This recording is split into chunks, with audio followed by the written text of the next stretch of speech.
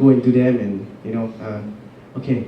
In the first place, okay, if I were to be really arrogant about this, before Navneg actually existed, okay, there was no advertising for bloggers. Bloggers were considered pariahs of the market. And I can tell you a very early pioneer of the market who will confirm this is Xia Xue, for example. Everybody knows this. Nobody wanted to advertise with any bloggers. Because why? They say, hey, bloggers, we're scared of approaching them, we're scared. Now the market changed. Why? Because our people have gone out day in, day out, captured, educated people, and beyond that, managed bloggers. That's number one. But in the second place, right, when you talk about harvesting, I mean, what do? There are functions in the company, for example, that we do to help them. Going out to sell, for example, having a sales force in each individual country is not an automatic system. It's a tough system whereby, why do I have offices in each individual country? Because I need sales staff. Sales staff need to go out and still approach the advertisers to buy. That's a cost. Back end, in terms of chasing the bloggers and making sure that you're coordinating their work, wow, I tell you, it's a damn difficult job.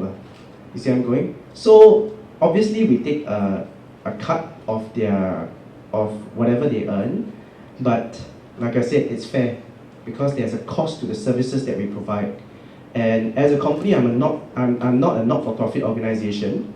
Like obviously I have to make a profit, otherwise it doesn't really make sense for me to do business. So it's not controversial at all in my opinion. Of course, along the way, bloggers might grow out of their skin and feel as though they're egotistical and, hey, I came here by myself. Hey, in actual fact, a lot of our bloggers start from zero and advertisers know nothing about them. Why? Data is not available. When you look at the blog, you don't know anything about the blog. But then I go out and I tell you, hey, this blogger is big, this is the data, right? And furthermore, right, I go out time and time again. After a while, it's self-perpetuating, they grow. I make the bloggers come in together as a community. I make them meet each other. Their traffic also grows. Velda, Beatrice. Xia Xue, Qiu Qiu. Xia Xue, Qiu Qiu, Sophie Vlog. For example, younger ones will know this. How? Through the platform which I have provided and which I have nurtured.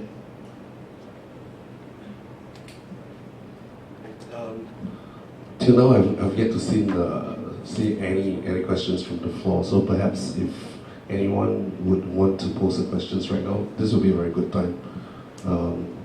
It's open to the floor right now till my next questions. Okay. So anyone, please. Sure, ma'am. First and foremost, just if I can have a mic to the lady over here. Can we have your just a short intro of yourself and which establishment you come from? Hello, my name is Caitlin Nguyen. I'm with OMG, it's an Omni Marketing Group. Hello. Hi. So my question is, for your platform, do you have any requirements for the bloggers to remain on your platform? Do you specify they must be this active, they must maintain a certain number of page views, certain level of engagement with their audience? We never tell the bloggers to do anything. So we never force them to do anything, ever. Even when it comes to accepting an advertising deal, we tell them that if you identify with the brand, if you're willing to accept the deal, go for it, for example. But we never even tell the bloggers to maintain the traffic. Of course, we encourage them to. So for example, with Xia Xue, I might say, hey, you haven't blogged for a while, right? Hey, maybe you should start blogging again. I might encourage her, but I will never tell her. In fact, I haven't had this conversation with her yet, right?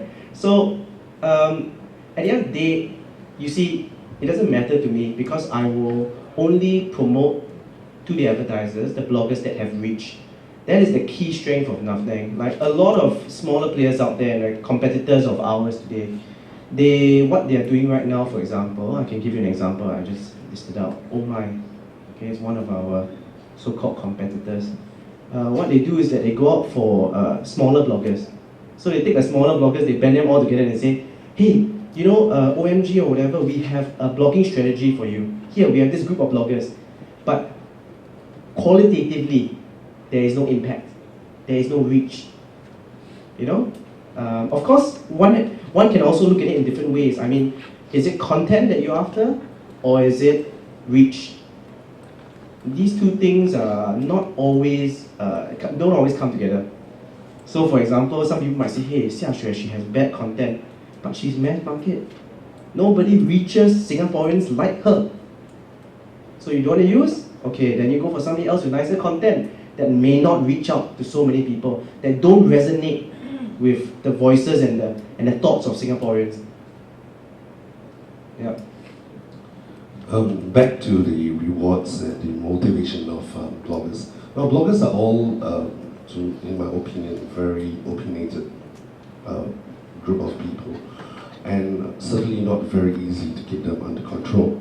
So, do you have in place certain control measures so that they meet the sponsors' objectives? Very simple. No. If the advertiser has bought an advertorial with us, okay, the blogger has to accept the advertorial. Now, if they accept the advertorial, it has to be said that it is dictated what exactly is going to go into that space. You see?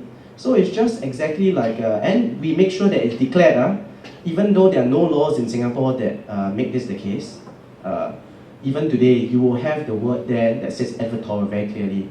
It's just like on a magazine. If you see an advertorial, right, and it's demarked, or newspaper, it's the same thing. You'll know that that's an advertorial space that the person controls. So the blogger is still at liberties to choose whether or not they want to accept it. But when they accept it, they have to follow. If they don't, because that's a professional job really, what? The the advertiser is just asking you to do copywriting. Okay? So you do copywriting and they're asking to use your space. So then, you should be professional about it and continue it. Like, that's how we control them. Like, ultimately, if you accept a job, and then, it's your choice, you accept already, so you say, okay, I take BlackBerry. But later on you badmouth BlackBerry in advertisement that they are paying you for, that hey, that's not alright. Then I will never use you again. You see? So I don't control them. They make their own choices. But I let them know that their choices have certain, responsibilities, duties. Like, in their editorial, it's entirely free, entirely their choice what they want to say, But also again, I'll give you another example.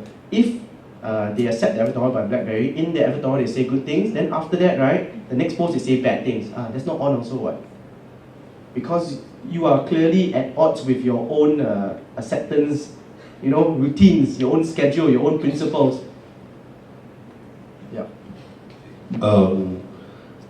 Back to my rewards again. Okay. Now that you mentioned a lot on Xiaxue, so can you perhaps share with us, other than products that discourage them from taking products. okay. Again, when it comes to products, short of them needing it, okay, like for example, Xiaxue need house renovation, need a pram, these are practical things, But I always tell them, very simple, Nescafe come up to you, right? Can you bathe in their coffee? Cannot, right?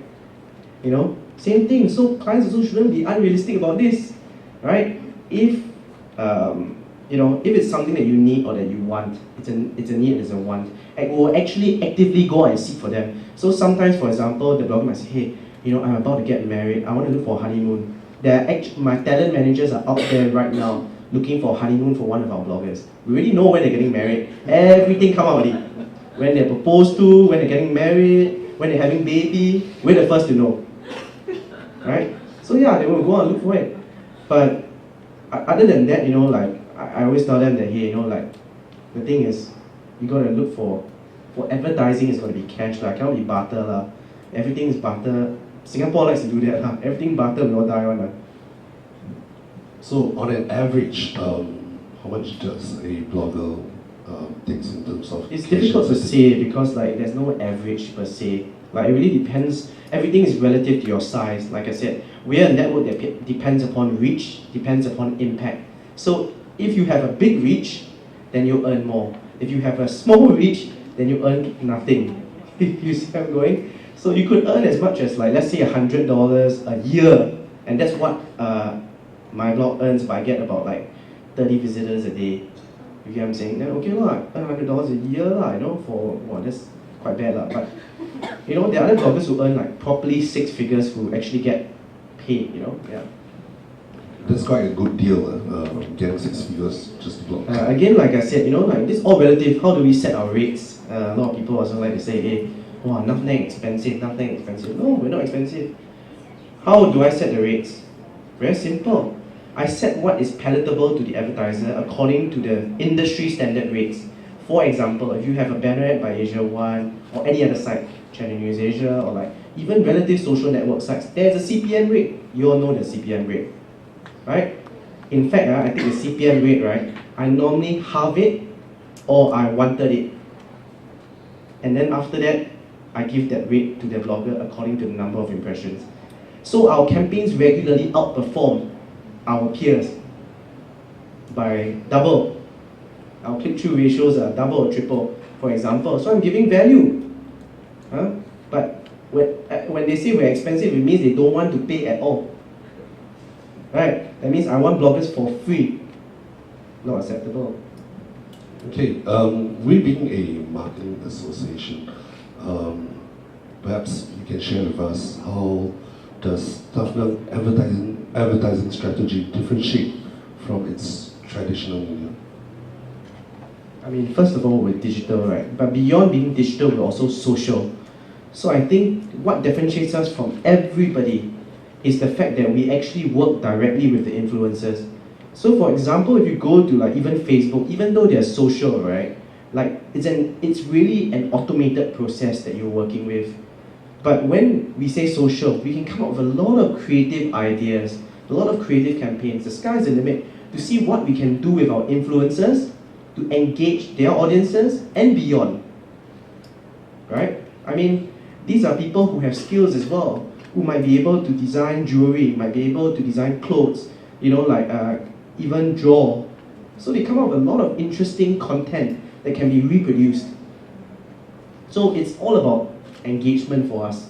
I think that the differentiation is that I always tell my people, hey, you know, we go out there and sell, right? You go out there and sell, and I scold them.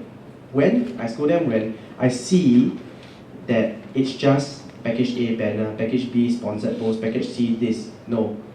It's got to be ideas driven. Everything is ideas driven. So it's really about the engagement with the blogger. And Meng, you also have 4 other businesses, namely ChirpChirp.com, which is an online shopping mall based out of Singapore. ChirpChirp.com is basically we have ChirpChirp, we have RippleWorks. Okay, ChirpChirp is, okay, basically we realized that as we moved on, right, Twitter, Facebook, Instagram all coming up. So ChirpChirp is exactly the same as Navnang because we have a pool of active social media users on these platforms whom we can use to spread brand messages. Effectively, for example, I give you, one Twitter user maybe has 20 followers lah, but I have 200,000. Immediately I got 4 million, right? For example. So we do have 200,000 influencers, and these are pools of users that we can actively influence. Of course, Facebook ain't too happy about this. Instagram also not too happy about this. But again, I think it's going to be quite difficult to stop because it is the individual's right, again, in a way, they can term it in their clause or whatever, but short of them coming and declaring war on every single person here and saying that you cannot post this on your Facebook. Can you imagine Facebook saying that to you? You are not allowed to post this on your Facebook.